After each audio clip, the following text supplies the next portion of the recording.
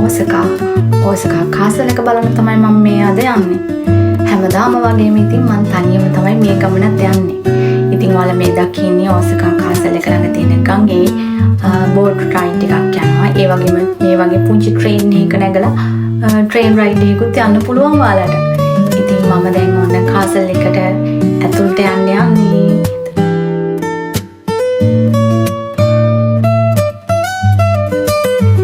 ඉතින් මම online ticket book කරලා තිබ්බේ නැති නිසා මෙතන මේ ලයින්ස් දෙකක් තියෙනවා. ඔන්ලයින් බුක් කරපු අයටයි එතන වෙන්ඩින් මැෂින් එකෙන් ටිකට්ස් ගන්න අයටයි ලයින් එහෙම දෙකකට බෙදලා තියෙන්නේ. ඉතින් මම යන්නේ එතන ටිකට්ස් වෙන්ඩින් මැෂින් එකෙන් ගන්න.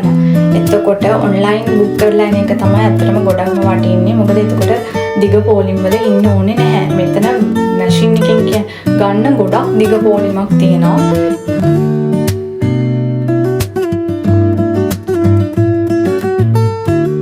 ඉතින් මම ටිකට් එක අරගෙන දැන් කාසල් එක ඇතුළට යන්න තමයි හදන්නේ. කාසල් එක ඇතුළට යන්නත් මෙතන ලයින්ස් දෙකකට තමයි ඇතුළට යවන්නේ. එකක් එලිවේටර් එකේ යන අය, අනිත් අය පඩිපෙළෙන් යන අය. ඉතින් එලිවේටර් එකෙන් යද්දි දිග පෝලිම් තියෙනවා. ඉතින් ඊට වඩා මම හිතුවා ඉතින් පඩිපෙළෙන් යන එක හොඳයි කියලා හිතලා තට්ටු 8ම මම ඉතින් පඩිපෙළෙන් තමයි ගියේ.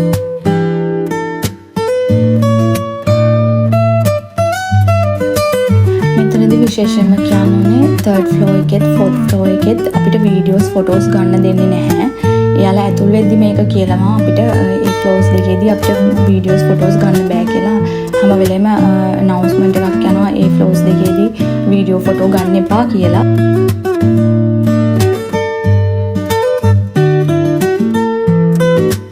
අපිට බලා ගන්න පුළුවන් යුද්ධයේදී භාවිතා කරපු ඇඳුම්, ආභරණ, ආයුධ සහ කොඩි වර්ග, ඒ යුද්ධවල වලට වෙන වෙන කොඩි තියෙනවා. ඒවා සිතියම්, ලියුම්, ඒ වගේ ගොඩාක් දේවල් මේක ඇතුලේ බලා ගන්න පුළුවන්. ඉතින් ගොඩක් වෙලා යනවා. ඉතින් මේක ඇතුලේ හැමදේම බලන්න.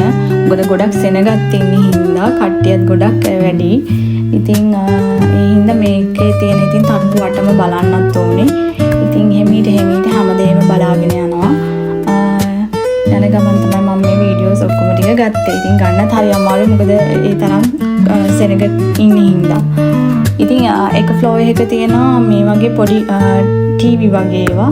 ඒවැ පොඩි කතන්දර තමයි ඒ කාලේ වෙච්ච සිදුවීම් ටික තමයි යාලා රෙකෝඩ් කරලා ඒකේ පෙන්නන්නේ. ඉතින් ඒකේ කොහොම හරි ඒ ෆ්ලෝර් එකේම තනිකර තියෙන්නේ ඔය වගේ පොඩි වීඩියෝස්.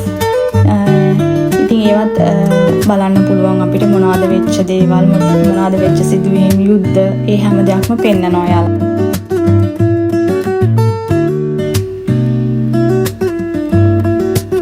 ඉතින් මේ මං යන්නේ 8 වෙනි ෆ්ලෝර් එකට. ඉතින් ඒක තමයි අන්තිම ෆ්ලෝර් එක. ඒකට ගියාම මං හිතන්නේ මුළු ඕසකාම පේනවා. එතන උඩ 4 පැත්තටම යන්න පුළුවන්. 4 පැත්තෙම ගිහින් බලද්දි ඒ මුළු ඕසකා නගරෙම පේන තරම් වගේ මට පෙවුනේ. ඉතින් එතන හරිම ලස්සනයි. පුළුවන් තරම් ඒ කියන්නේ ගොඩාක් ලොකු පිරිසකටත් ඉන්න බැරිත් නැහැ පුළුවන්ත් වගේ. ඒ කියන්නේ ආපු හැමෝමත් කොහොමත් හැමෝම එතන ඉන්නවා. ඉතින් පොඩි බයක් වගේ හිතට දැනෙන ඒ වුණත් බය වෙන්න දෙයක් නැහැ. ඉතින් එතන මම ඉතින් තනියම නිසා වෙන්නේ මට ඒ පොඩි බයක් දැනුනේ හිතට මේ උඩ ඉඳන් පල්ලෙහා බලද්දි. ඉතින් ඇත්තටම හරිම ලස්සන view එකක් තමයි තියෙන්නේ 4 පැත්තෙන්ම.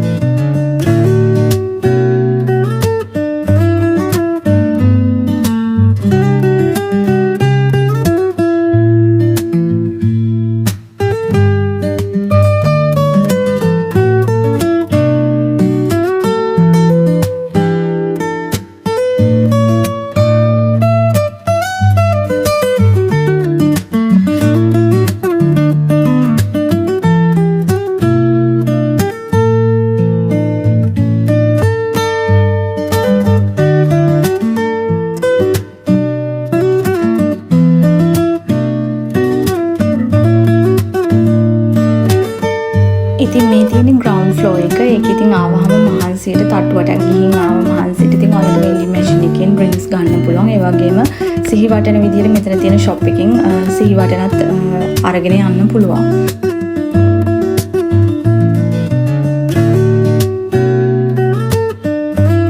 ඉතින් මම මේ කාසල් එක ඇතුලේ පැය දෙකමාරක් වගේ කාලයක් හිටියා. ඉතින් බලන්න දේවල් තියෙන නිසා කාලය ගෙවෙනවා ඇත්තටම දැනෙන්නේ නැහැ. දැන් මම කාසල් එකෙන් එක්සිට් වෙන්න තමයි හදන්නේ. ඔයාලා මේ වීඩියෝ එක එන්ජොයි කරා වගේ තවත් දවසක ලස්සන වීඩියෝ එකක් අරන් එනකම් ඔයාලා මගේ channel එකත් එක්ක දිගටම එකතු වෙලා ඉන්න. එහෙනම් මම ගිහින් යන්නම්. පරිස්සමින් ඉන්න ළමයි. බයි.